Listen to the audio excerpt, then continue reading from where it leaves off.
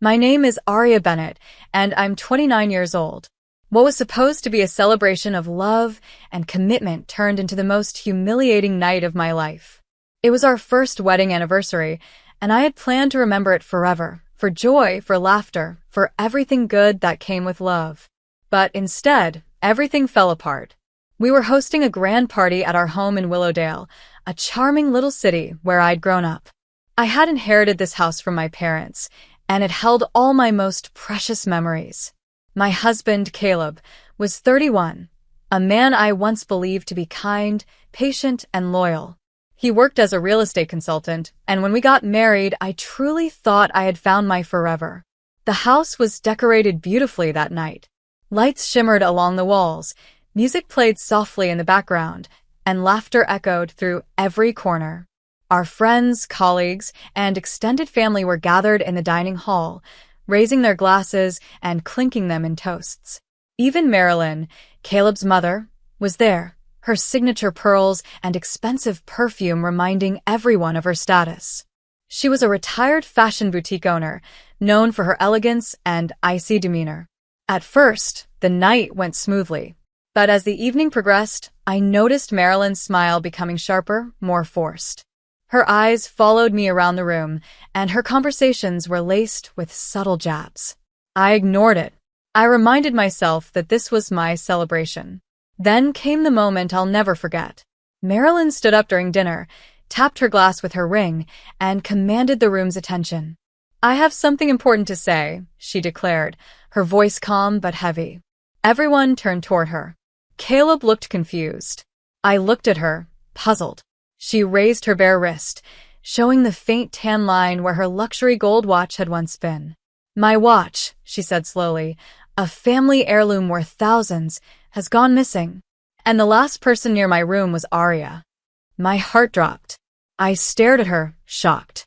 "No," I stammered. "I don't know what you're talking about. I haven't been near."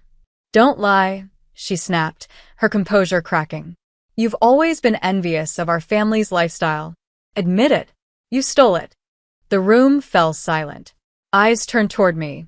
Caleb stood, and I looked to him for support. Instead, he shouted, "Aria, if you took it, give it back. Don't make this worse." "I didn't take anything," I cried. "How can you believe this?"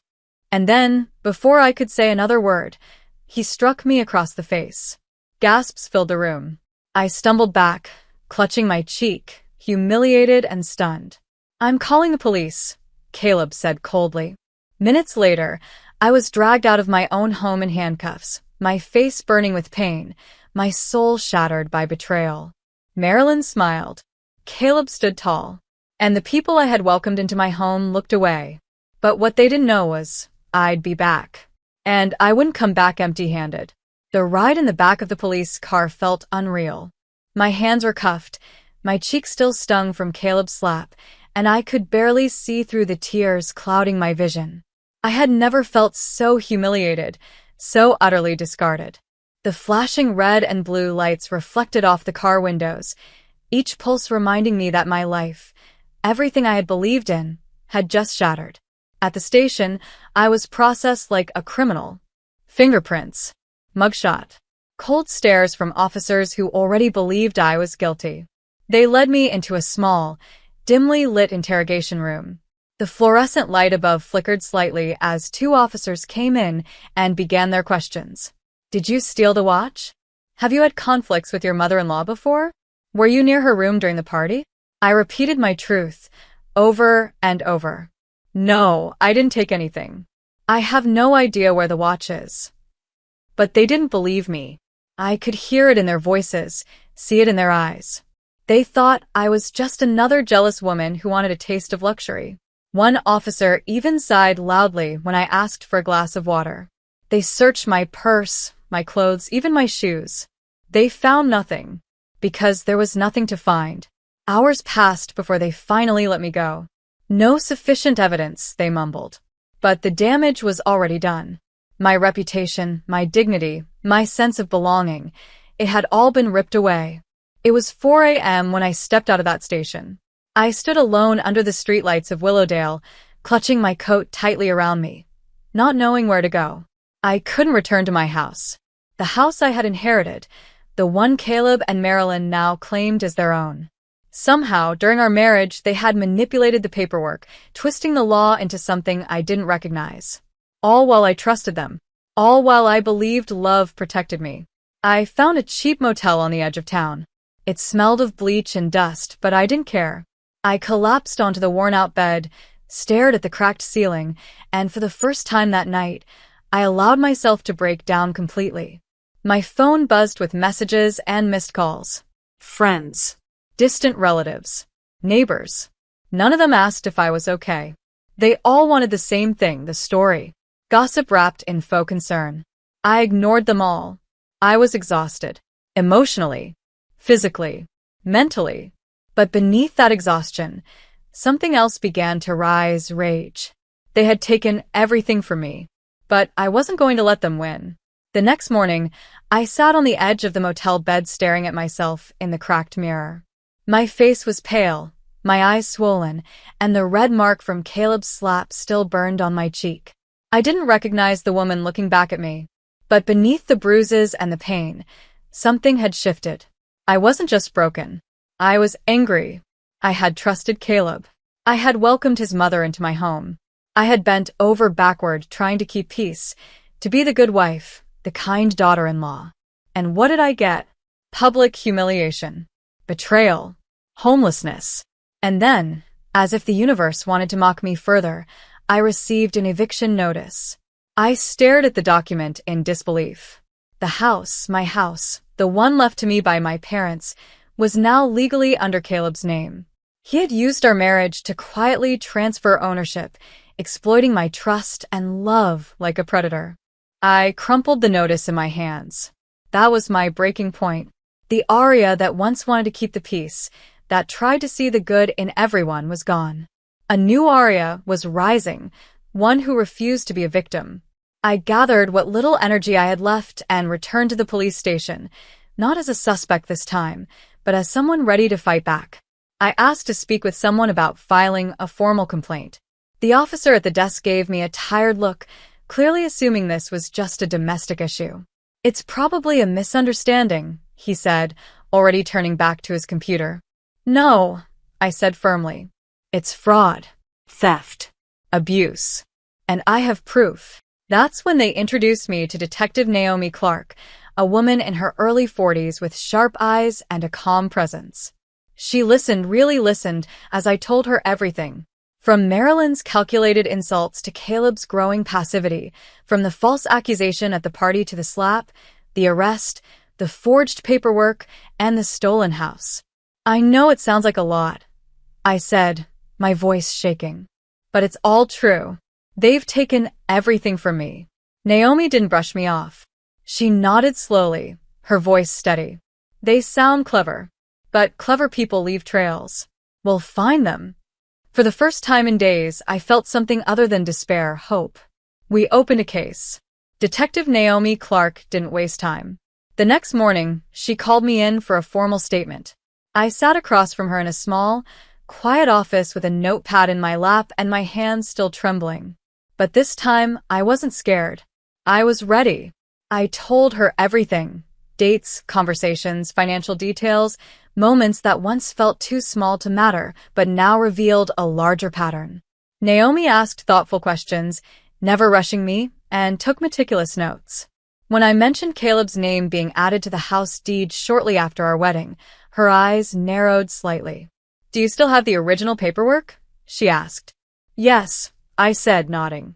"My parents' will, the deed, the bank documents, I kept them all in a fireproof lockbox." "Where's the lockbox now?" I hesitated. "It was in the bedroom closet. Caleb must have taken it." Naomi scribbled a note and assured me they'd look into it. The following days were slow, but steady.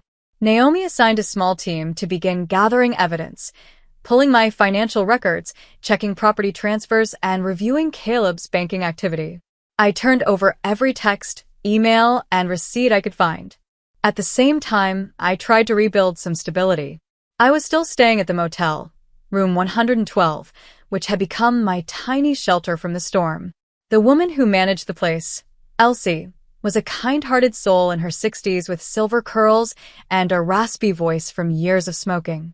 She brought me coffee every morning without asking and always left a warm meal by my door when she knew I hadn't eaten.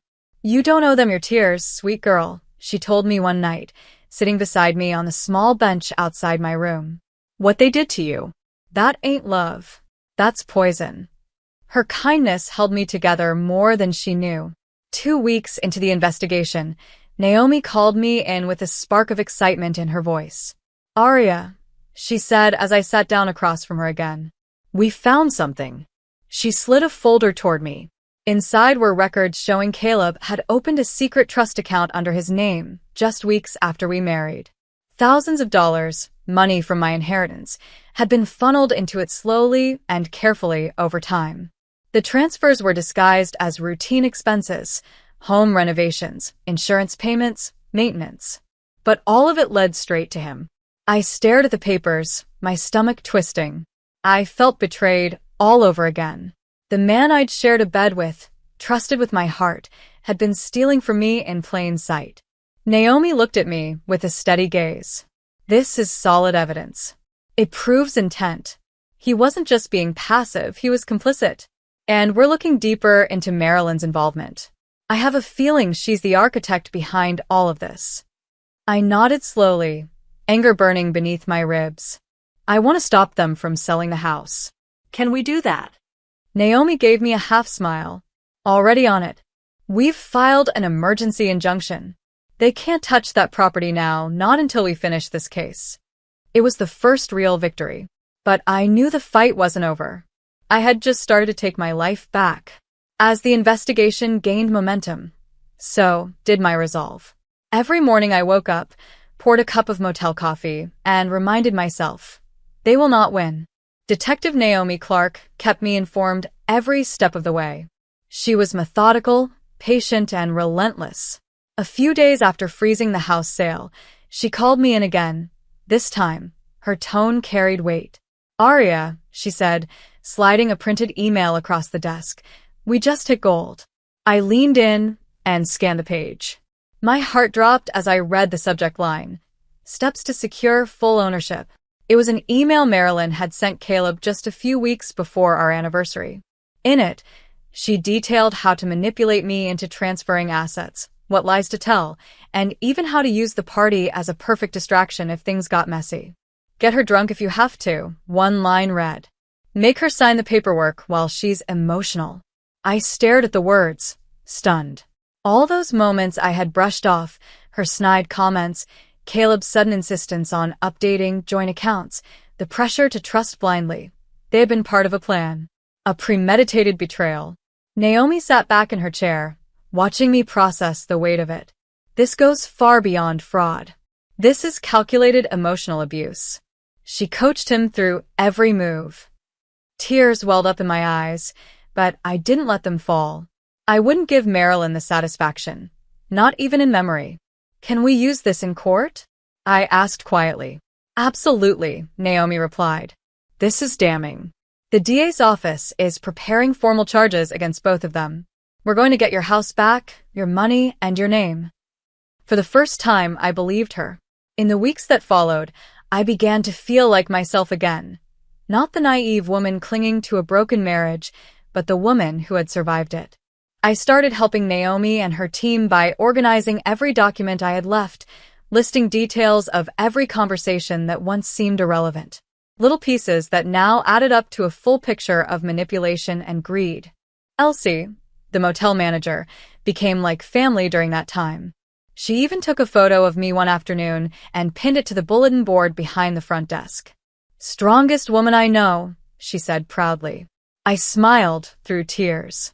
Not because I was broken, but because someone finally saw me for who I really was. Then one evening, just as the sun dipped below the trees outside room 112, Naomi called again. "Aria," she said, her voice serious. "They tried to list the house under a fake name. Marilyn used a shell identity and hired a private agent to bypass the injunction. If we hadn't flagged it in time, the property could have been sold offshore." My blood ran cold. They were desperate, dangerous. But Naomi was already a step ahead. We've got them on attempted fraud, obstruction, and identity falsification.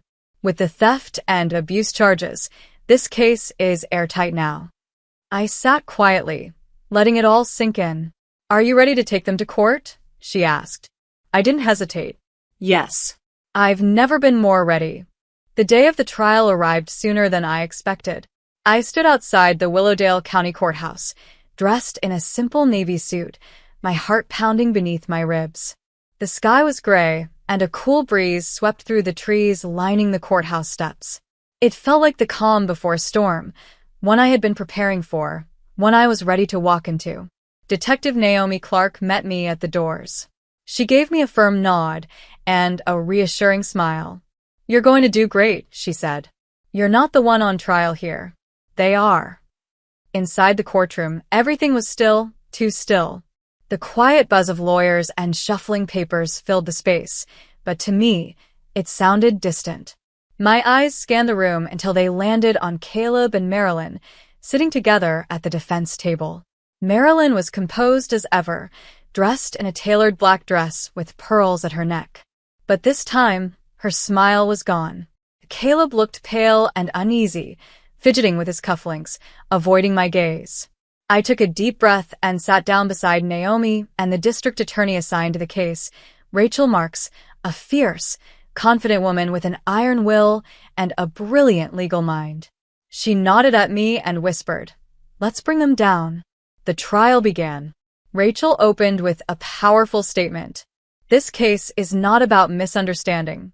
It's about manipulation, betrayal, and premeditated theft."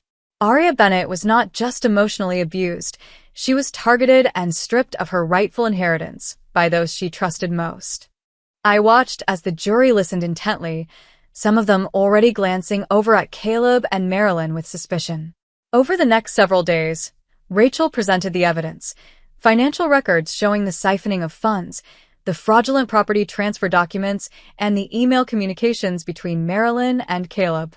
Naomi testified with confidence, laying out the investigation step by step. She explained how Marilyn orchestrated the entire scheme, how Caleb followed her instructions, and how I had been painted as a thief to cover their tracks. Then it was my turn to testify. I stood before the court, my voice shaking at first, but growing stronger with every word. I loved Caleb. I trusted Marilyn. I gave them everything I had, my heart, my home, my loyalty. And in return, they humiliated me, stole from me, and tried to destroy my life. I paused, making sure to meet the jury's eyes. But I refused to stay silent. I fought back, not just for myself, but for every person who's ever been manipulated into thinking they were the problem. I'm here to tell you, I wasn't the problem. They were. When I stepped down from the witness stand, the room was silent. And for the first time since this nightmare began, I felt powerful. Then came one of the most unforgettable moments of the trial. Rachel turned to Marilyn during cross-examination. "Mrs. Langston," she said, cool and calm, "can you explain why you accused Aria of stealing your watch when no physical evidence of theft was ever found?" Marilyn faltered. I believed she had taken it. Rachel narrowed her eyes. Believed? Or was it a convenient excuse to justify taking over her home and assets? Silence. Marilyn opened her mouth, but no words came out. The courtroom was still. The jury saw everything they needed in that moment. The final day of the trial felt like the closing chapter of a book I never wanted to write, but one I needed to finish. When the jury returned to the courtroom, every breath in the room felt held in suspension. I sat upright, my hands clenched in my lap, staring straight ahead, refusing to give in to the tremor in my spine. The foreperson stood, unfolding the paper slowly. For the charges of fraud, theft, and emotional abuse, we find the defendants, Caleb Langston and Marilyn Langston, guilty on all counts. I closed my eyes as the words sank in. Guilty. A surge of emotion rushed through me. Relief, validation, justice. All the pain, the betrayal, the sleepless nights in that motel room, it had all led to this. I felt tears rise, but this time they weren't tears of sorrow. They were something else entirely. The judge's voice rang through the courtroom. Based on the overwhelming evidence presented and the jury's unanimous verdict, this court sentences Caleb Langston to 9 years in state prison and Marilyn Langston to 11 years for conspiracy, financial fraud, identity falsification, and emotional abuse. Their assets were frozen. The house was to be returned to me immediately. All the money siphoned from my inheritance was to be repaid in full, with interest. Caleb looked like he'd aged 10 years in those few moments. His hands shook as bailiffs approached to cuff him. Marilyn didn't resist. For the first time, her mask was completely gone. No pearls. No icy smile. Just a bitter, broken woman who thought she could destroy someone without consequence. As they were led away, I didn't look back. I didn't need to. Naomi leaned toward me, whispering, "They got what they deserved." I nodded, blinking back tears. "Thanks to you." "No," she said gently. "Thanks to you. You never gave up." I walked out of that courthouse feeling like the weight of a mountain had been lifted from my chest. The sky above Willowdale was brighter than it had been in weeks, and for the first time in what felt like forever, I breathed freely. Justice had been served. But my journey wasn't over yet. Now it was time to reclaim what was mine. The following days felt like a dream, one I had never allowed myself to believe would come true. The house, my parents' beloved home, was returned to me. I stood in front of it, keys in hand, unsure whether to laugh or cry. The lawn was overgrown, the flower beds dull, but it was still my home. Every creak in the floorboards, every crack in the paint, held a memory I thought had been stolen from me forever. I walked through each room slowly, touching the walls as if they might disappear again. Marilyn's ornate furniture was gone. Caleb's upgrades stripped away. The house was quiet, empty, but it finally felt like mine again. The first thing I did was redecorate. Not to erase the past, but to breathe new life into it. I painted the walls soft earth tones, replaced the curtains with warm linen, and filled every corner with things I loved: books, plants, photographs of my parents. It was healing one brushstroke at a time. I hired a new financial advisor to help me sort through what was left of my inheritance. Thanks to the court order, every penny Caleb had stolen was being returned, slowly but surely. My savings were being restored, my accounts unfrozen. But more than the money, what I reclaimed was my independence. Elsie, the kind motel manager who had taken care of me like family, came over one afternoon for tea. We sat in the garden under the shade of the old oak tree, sipping tea and watching the wind play with the leaves. "You did it, honey," she said, smiling with that familiar warmth. "You took your life back." I nodded, holding her hand gently. "I never could have done it without people like you and Naomi." She shook her head. "You did the hard part. You survived them. And you came out stronger." She was right. I wasn't the same woman who had walked out of that house in handcuffs. I wasn't the woman who had begged her husband to believe her, who had been slapped in front of a crowd and silenced with humiliation. I was someone new now. Months passed, and little by little, life began to feel normal again. But it wasn't the old version of normal, it was something better. Something I was building for myself from the ground up. I had always been passionate about interior styling, a hobby I picked up from my mother. So, I decided to turn that passion into a profession. I launched a small freelance home decor business, offering personalized room makeovers and budget-friendly design plans. At first, I took on tiny projects, friends of friends, local referrals, but word spread quickly. By the end of that first month, I had 5 active clients and a waiting list. Work became my therapy. It gave me purpose, a reason to get up each morning. It reminded me that I was capable, not just of surviving, but of thriving. Detective Naomi Clark called occasionally to check in. "I just wanted to see how you're holding up," she'd say. But her voice always carried pride, like an older sister quietly rooting for me in the background. One day, I thanked her again. "You didn't just help me win a case," I told her. "You helped me find myself again." She chuckled softly. "You did that on your own. I just gave you the flashlight." The emotional healing was slower. Some nights, I'd wake up drenched in sweat, flashes of that night, of Caleb's betrayal, of Marilyn's smirk, still flickering in the corners of my mind. But those moments began to fade with time, replaced by quiet mornings in the garden, laughter over dinner with Elsie, and the joy of seeing a client's face light up at a finished project. One afternoon, while organizing the attic, I found an old photo tucked inside a dusty box. It was me and Caleb from our honeymoon. We were smiling, arms wrapped around each other, blissfully unaware of the chaos ahead. I stared at it for a long time. And then, without hesitation, I tore it in half. There was no sadness, no regret, just peace. That chapter was over. Completely. One evening, about 6 months after the trial ended, I stood in the backyard of my reclaimed home, surrounded by people who had become my chosen family. The warm Willowdale breeze rustled through the trees. Soft music played from the speakers I'd set up near the patio. Paper lanterns swayed above us, casting a gentle golden glow over the garden. It wasn't extravagant. It didn't need to be. It was real. Simple. Mine. I had invited only a few people. Elsie, of course, and her husband Harold. A couple of my new design clients who had become close friends.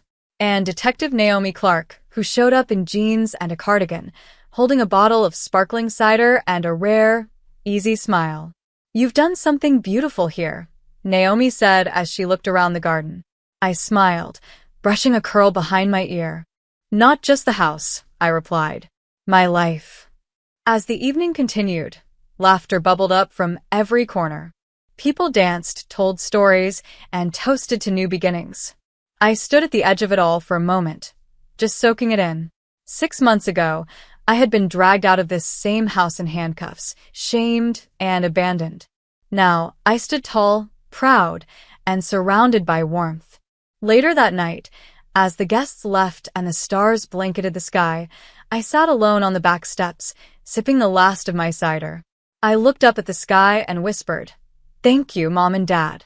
I kept it. I kept the house. I kept my name. And I'm finally okay. It wasn't the life I had imagined when I said I do to Caleb, but it was so much better. I had found strength I didn't know I had. I had rebuilt everything they tried to destroy. And I had done it on my own terms.